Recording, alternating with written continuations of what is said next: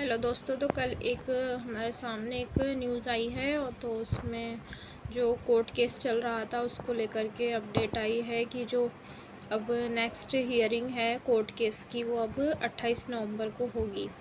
तो इस न्यूज़ से सभी स्टूडेंट्स को बहुत आहत पहुंची है, क्योंकि हम लोग ये एक्सपेक्ट ही नहीं कर रहे थे कि जो कोर्ट केस की डेट है वो इतना डिले हो जाएगी। हमें यही उम्मीद थी कि सब ऐसे ही बोल रहे थे कि नॉर्मली कोर्ट केस तो होते रहते हैं, सभी एग्ज़ाम्स में चलते रहते हैं, तो हमें लग रहा था कि ये कोर्ट केस भी जल्द से निमट जाएगा और हमारा रिज़ल्ट जो है फाइनली वो भी आ जाएगा। तो अब इस कोर्ट केस से क्या होगा कि जो हमारा फाइनल रिज़ल्ट है वो नहीं आ पाएगा। अभी 2 गुना का रिज़ल्ट तो आ जाएगा, आपका डीवी भी हो जाएगा, पर जो फाइनल रिज़ल्ट है वो कोर्ट जब ऑर्डर देंगे तभी आ पाएगा। तो एक तरह से उस पर स्टे लगा हुआ है, जो कि पहले भी लगा हुआ था। और अब स्टूडेंट्स के मन में बहुत सारी क्वेश्चंस आ रहे हैं कि क्या होगा अब इस वैकेंसी का, क्योंकि पिछली बार भी इस वैकेंसी में कुछ इसी तरह के हालात थे। पहले कोर्ट में गई, फिर पेपर ही कैंसिल हो गया, फिर दोबारा एग्ज़ाम हुआ, तो बहुत ही लंबा प्रोसेस हो गया था।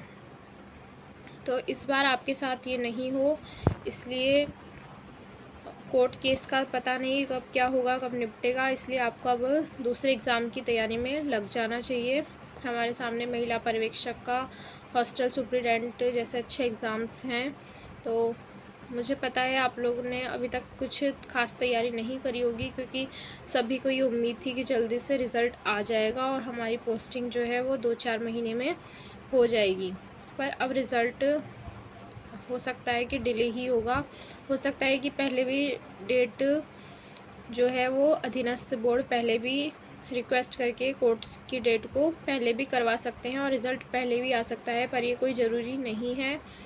तो इसलिए अब आप अपनी तैयारी को किसी और एग्ज़ाम्स में लगाइए अच्छे से। और अभी आपके पास में 2 से ढाई महीने हैं, जुलाई में 2 एग्ज़ाम हैं, तो आप उनकी अच्छे से तैयारी करें।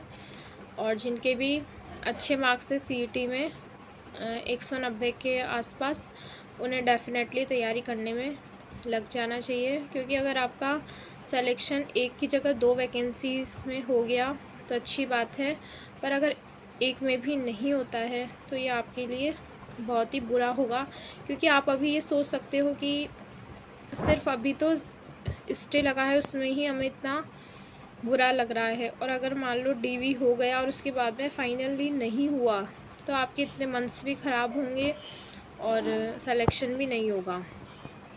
और जो लोग जॉब छोड़ के तैयारी कर रहे हैं, जिनकी एज भी काफ़ी हो गई है, उनकी कंडीशन में समझ सकती हूँ, पर कोई बात नहीं, आपको होप नहीं खोनी है, आपको वापस से मेहनत करनी है।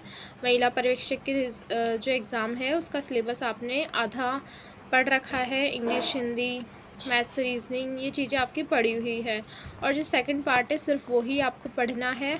और अभी आपके पास में 2 से ढाई महीने हैं, तो इसमें आप उसको पढ़ करके और अच्छे से बार बार रिवीज़न करके उसमें सिलेक्शन ले सकते हो। तो thank you guys, all the best आप सभी को।